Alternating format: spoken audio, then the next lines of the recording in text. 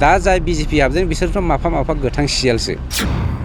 इउपिफोरखौ 17 बोसोर नासाबबोनायनि थाखाय बिसोर दा इउपिपिएलआव फैनानै गावसोर मोखां सुनो हाला माने संख्रि सोलाग्रा मानसिया संख्रिखौनो सोलाबाय थानो लुबैखायो मा बिजेपि कंग्रेसबो फैथोंना जिएसपिबो फैथोंना बेवहाय आरो फैथों माबाया मा होनोमोनलाय आप फैयोना मा फैयो गासिबो फैदों must welcome to challenge with me दिनै जाय गोदान बिजेपि हाबदोंना जोंनि बिटिआरआवहाय बिसोरो मा होनो हाग्राखौ धंस' खालामनांगौ होननानै लेक्सार होग्राबो दंबावो दिनै सोरबा सासे सानैया बिजेपिआव थांना बर' हारिखौ फोजोबनो हागोन नामा नेभार भारतआ मोनसे गणतान्त्रिक हादोर बयहाबो मोन्थाय दङ राजखान्थि गेलेनो राजखान्थियारि हान्जा गायसननो बा खुलिनो आरो बेवहाय राजखान्थि हान्जानि अफिस गायसननाय बयहाबो मोन्थाय दङ खिन्थु थांखिया जादों मोन्थाय दङखाय गासैखौबो बे मोन्थायनि मुङाव मिसइउज खालामनो हारिखौ दैदेननो नंखाय लामाजों जाय जोंनि मानसिफ्रा हास्थायदों बे हास्थायनाया मालाबाबो जाफुंनाय नङा आं दिनै बुङाखै बेवहाय बिजेपिखौ अफिस गायसननायनि थाखाय बर' हारिखौ मिसगाइड खालामनो नागिरदों होननानै खिन्थु जोंनि माखासे मानसिफ्रा मिसगाइड खालामनो नागिरदों मालाबा बिपिएफनिफ्राय बिजेपिआव फैगोन बिजेपिनिफ्राय इउपिपिएलआव थांगोन इउपिपिएलनिफ्राय बिजेपिआव थांफिनगोन थारमाने बिसोरसो सेल्फिस साफा साफा माने गोथां सियाल सिखारि सियाल बे आखुथायखौ जोङो हमनो हायो साबैसे जोंनि 14 चिराङावलाय मोजां केरेक्टारनि मानसिफ्रा बिजेपिआव हाबदों नोंसोर मिडियानि साफा साफा सुबुं जानानै मिथिखागौ जायफ्रा बिजेपिआव दिनै 14 चिरां दुवारनिफ्राय गोदान बिजेपि होनदों दै पुराना बिजेपिआथ' थिगैनो दं बिसोर गोदोनिफ्रायनो बिजेपिखा दा जाय बिजेपि हाबदों बिसोरथ' माफा माफा गोथां सियालसो बिजेपिआव थानानै माबा मोनसे आदाय खालामनो हागोन नामा रुलिं सरकार इउपिपिएलआवथ' फैनो लाजियो बिसोरो लाजियो माने इउपिपिएलखौ 17 बोसोर नासाबबोनायनि थाखाय बिसोर दा इउपिपिएलआव फैनानै गावसोर मोखां सुनो हाला बिजेपिआव थांनानै माबा मोनसे लाब जानो हायो नामा माने संख्रि सोलाग्रा मानसिया संख्रिखौनो सोलाबाय थानो लुबैखायो लोखोना बारियाव थांग्रा मोसौआलाय लोखोना बारियावनो थांबाय थाखायो माथो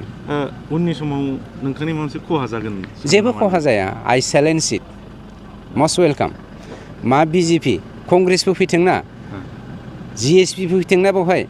आरो फैथों माबाया मा होनोमोनलाय आप फैयोना मा फैयो गासिबो फैदों must welcome to challenge with me गोदान पार्टिनि ना बे मावनायजों राजखान्थिजों सोमोन्दो गैया राजखान्थिया बयहाबो मोन्थाय दङ आरो सुबिदा बायदि राजखान्थिबिद माखासेफोर दङ बिसोरनि थाखायसो बेवहाय दिनै बेफोरबायदि जादों खिन्थु बेवहाय गोजाम बिजेपिबो हाजार हाजार दङ खिन्थु बिसोरनि जा साननाय हनाय बिसोरो मालाबाबो बबेबा हारिनि बेरेखा बबेबा समाजनि बेरेखा असान्तिनि बेरेखा बुङा दिनै जाय गोदान बिजेपि हाबदोंना जोंनि बिटिआरआवहाय बिसोरो मा होनो हाग्राखौ धंस' खालामनांगौ होननानै लेक्सार होग्राबो दंबावो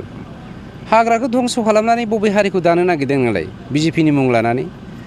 दिनै चिफ मिनिस्टारा हाग्राखौ बासायनांगौ होननानै स्ट्रिक खालामबाय दङ गोबां स्ट्रिक खालामदों ओरैबायदि स्ट्रिक खालामदों जे जोंनि हाग्राखौ जों मोगथांखोर लाखिनायनि गेजेरजों जोंनि समाजखौ दाखांनांगोन हाग्राखौ जों मोगथांखोर लाखिनायनि गेजेरजों जोंनि समाजखौ दाखांनांगोन आरो दिनैनि बिजेपिआथ' हाग्रायाव हाबनांगौ हाग्राखौ धंस' खालामनांगौ थारमाने बर' हारिखौ धंस' खालामनांगौ बेफोरबायदि थांखिजोंसो बिजेपिआव हाबफ्लादों गतिके बेवहाय जेबो खहा जानायनि बाथ्रा फैया मस्ट वेलकाम टु देम आंनिफ्रायथ' मा खावलायनाय थानो बयहाबो गावबा गाव गोसो दङ नालाय थांथों खिन्थु बेनो हारिखौ खैफोदाव खोख्लैनानै नों हारसिं राजा जानो नागिरदोंब्ला बेखौ मालाबाबो समाजा निमाहा होआ बेफोरबायदि सुबुंखौ जुग जुग बर' हारिया पानिशमेन्ट होबोनानै मेन्टेलि फिजिकेलि स्पिरिचुवेलि पानिशमेन्ट होबोनानै गावनो अट'मेटिक नेचारेल डेथ जाबोनायखौ जोङो नुबोदों बर' हारिखौ फोजोबबोनो नागिरनाय 7,000 बोसोरनि समनिफ्राय बे बोसोरनि समाव गुबुन गुबुन माबाया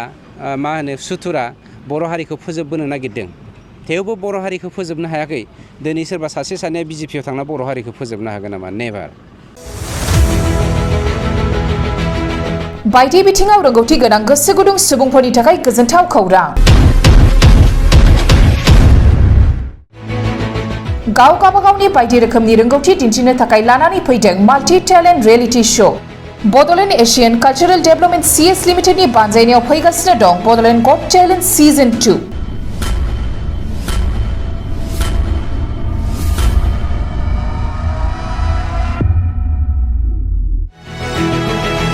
फैगौ 25 जुलाइनिफ्राय जागायनानै 21 आगस्तसिम रायजोनि दाब दाब जायगाफोराव खुंजागोन बड'लेण्ड गट टेलेन्ट सिजन 2 नि अडिशन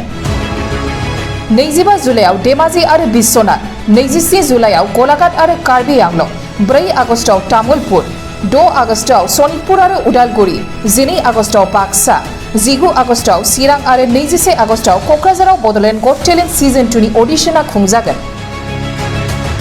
जायफोर बड'लेण्ड गट टेलेन्ट सिजन 2 आव बाहागो लानानै गाव गावनि बायदि रोखोमनि रोंगौथिखौ दिन्थिनो थाखाय बाहागो लानो गोसो बिथांमोनहा नैबे मबाइल नाम्बाराव फोनांजाब खालामनो हागोन।